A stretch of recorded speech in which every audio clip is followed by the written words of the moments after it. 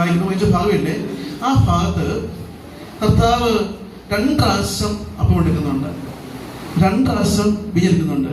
അതെന്താണ് സംഭവിക്കുന്നത് അല്ലേ? ആദ്യം അപ്പം എടുത്ത് കൊടുത്തു, കഴിക്കാൻ പറഞ്ഞു, പിന്നെ വീഞ്ഞെടുത്തു അല്ലേ? പിന്നെ എന്താ പറഞ്ഞേക്കുന്നത്?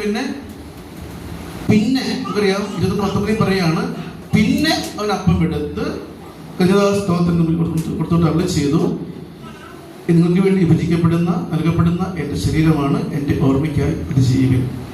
അപ്പോൾ തന്നെ അത്താഴത്തിന് ശേഷം അവൻ പാനാത്രം എടുത്തുകൊണ്ട് അരുളി ചെയ്തു. അപ്പൊ നേരത്തെ പാനാത്രം എടുത്ത് കൊടുത്തിട്ടുണ്ട് അല്ലേ? ആ ദേശം 2 പ്രാവശ്യം ചെയ്തെന്തുകൊണ്ടാ? ശ്രദ്ധിച്ചേക്കണം മക്കളെ. ഈശോ മിശിഹ ശരിക്കും ഏത് വംശത്തിൽപ്പെട്ട ആളാ? യഹൂദൻ ഈശോ അല്ലേ? അപ്പൊ ഈശോ മിശിഹായുടെ 32ാമത്തെ പെസഹ വരെ ഈശോ എന്ത് ചെയ്തു? തന്റെ പൂർവികരുടെ ആ പെസഹ ഈശോ അതുപോലെ ആചരിച്ചു. നിങ്ങളുടെ ഖുർആൻ പട്ടിക പ്രാർത്ഥന, നിയമത്തിന് അധീനരായവരെ ഉദ്ധരിക്കുവാൻ അവൻ നിയമത്തിന് വിധേയനായി, അധീനനായി. ഈശോ നിയമത്തിന് അധീനരായവരെ ഉദ്ധരിക്കുവാൻ അവൻ എന്ത് ചെയ്തു? അവന് നിയമത്തിന് അധീനനായി. അപ്പൊ യഹൂദരെ ഉദ്ധരിക്കുവാൻ അവൻ യഹൂദരെ പോലെ.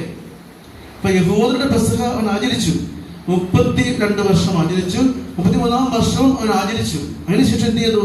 തുടർന്ന് അവൻ പുതിയ പെസഹയാകുന്ന കുർബാന സ്ഥാപിച്ചു അല്ലേ?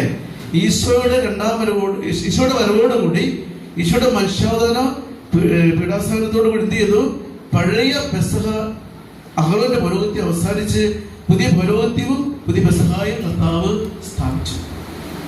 എന്നാണ് ആദ്യത്തെ ആ ഒരു യഹൂദ കർമ്മങ്ങൾക്ക് ശേഷം പിന്നെ അവൻ അപ്പമെടുത്ത്, പിന്നെ അവനെടുത്തു പാനപാത്രം എടുത്ത് കൊടുത്തുകൊണ്ട് അവിടെ ചെയ്യുന്നത്. അതുകൊണ്ടാണ് നമ്മൾ മനസ്സിലാക്കി.